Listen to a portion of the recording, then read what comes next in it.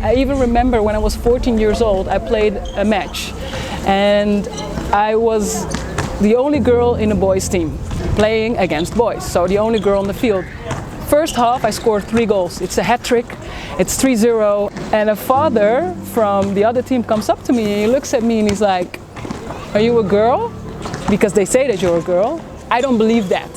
Pull down your pants and show it to me." And when you're 14 and things like that happen to you, that makes you very insecure.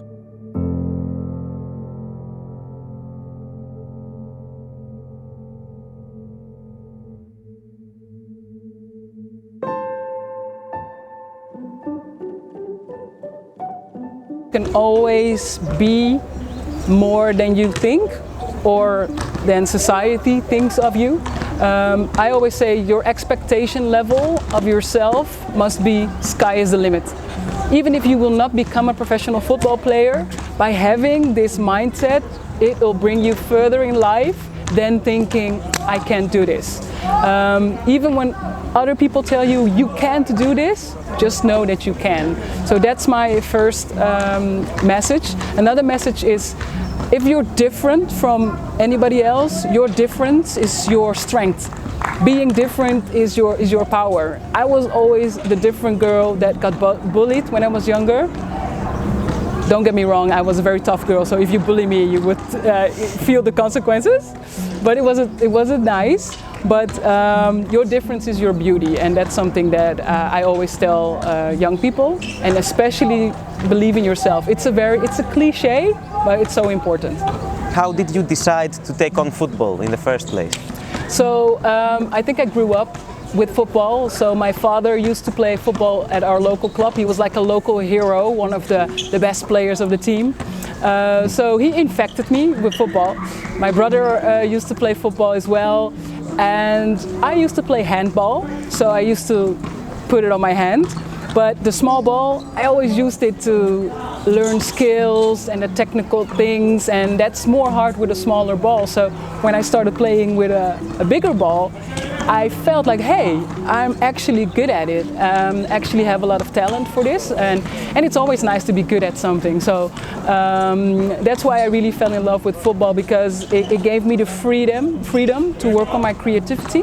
And of course, my father just really took me everywhere when he was playing football. So that's why I fell in love. It was very popular to play football in the neighborhood, at school, for boys, not necessarily for girls. So I was different from most of the girls in my neighborhood at my school.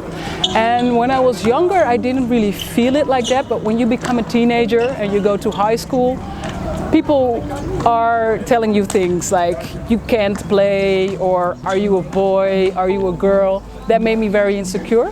What was it that made you come up with the Favela Street Foundation idea? Also, it was very random. And then I went into the favela in the slums, and I really felt for the very first time the strength and power of football.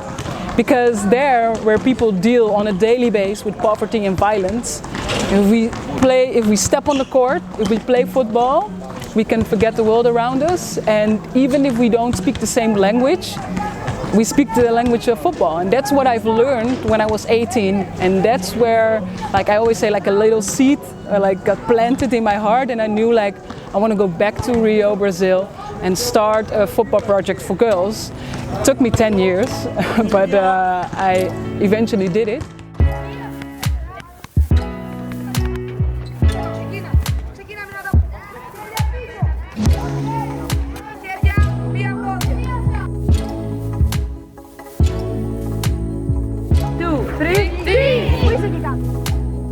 AntetokounBros Academy here is also a project that is inspired by the Antetokounmpo brothers, and it's pretty much the same thing. It's about children who come from vulnerable social groups, and they want to have opportunities that maybe in other ways they can't have them.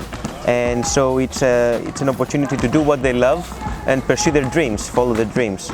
So in some essence, I think it has many similarities with the foundation. Yeah, no, there are many similarities, because it's about the body and the mind within the academy. That's the same with Favela Street. The things that you learn on the pitch or on the court are also usable off the court. It's about personal development. I always say football to me is just a tool. It's an instrument, and we really want to focus on your personal development and make you believe that you are somebody and that you can do something, especially the kids that you work with or that the project works with here, that Favela Street works with. They are all children who cope with extreme social exclusion, not the best opportunities in education or in work. And by giving them a more positive, or letting them develop and create a positive mindset that is going to bring them more further in life, that is very similar to what we're doing in Favela Street. Only difference is the game, the sport. And the ball. Yeah, the ball and the court. Yeah. I mean, all this project, as we said, it's inspired by Giannis Antetokounmpo, Yeah. who also started off having to face many obstacles in everyday life, but he overcame all these to go from playing in these neighborhoods to becoming the NBA MVP. Yeah.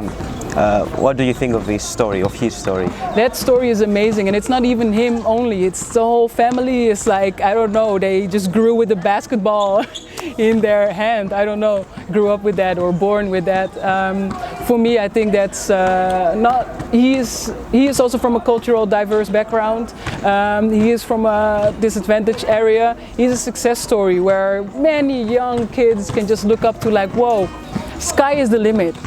Not necessarily to be in the NBA, but just to be, hey, I can be what I want to be, you know? And that's, his inspiration goes way more further than just being a basketball hero, I think. And what I find very special is that he is in his active career, professional career, and he finds it important to do these things. That is a big compliment from my side to him, is that most, and that's okay, professional athletes are focused on their own career, which is, like I said, it's okay. But he's giving back to the community already, and that's a big thing. How hard would you say is it for young children to find motivation and build on their talents, especially when they deal with other everyday life problems? How do you think that we can help them, or their mentors can help them? So these young children grow up in environments where they get a lot of negative projections on them. It can be at home, where their home is not safe. It can be in the streets in their neighborhood. So what you're providing is a safe space right here on this court where they can play sports, but you also provide them with coaches and mentors that project positive influences on the kids, that give them the feeling like, hey, like I already said, I am somebody and I can do something. They really need more of these positive influences in their life, and I think that is the biggest influence that you can have, is that even though maybe they get home in a more not safe environment, you can create somewhere where they can come and really be themselves and feel loved. I would like your view on another current topic that affects many children in Europe, especially in Greece nowadays. It's about children that come from a different culture, of different color or religion, that they face many challenges blending in and feeling accepted. And sports, I think, can be a way out, but what can we do so that this is the rule and not the exception? Yeah, I think that it's important that we do this in a grassroots level, on a level in the streets, but politics, government bodies needs to realize that we need to meet each other in the middle, because we can do all of our best and whatever we can on a grassroots level, but at certain point we try to connect and build bridges within society. So if a school doesn't accept this young boy or girl from a different place, then how can we move forward? So I think that's very important. Yeah, we said before that football and basketball, they are different, but they're very similar as well in many aspects, especially when it comes to girls who want to pursue a career in a man-dominated sport. Yeah. What are the challenges that, from your experience, that girls face in these situations? No, I think that what's very important is facilities. So if we have a girls team, they should be allowed to use the same facilities as the boys team. I mean, I know that here in Greece, girls football, women's football is something that really needs to make a lot of miles to develop. I know that they're starting. but that's the thing. Get respect from the establishment and get some female representation in this establishment. There are still some negative changes. If you look in the political environment worldwide, we're shifting to the right.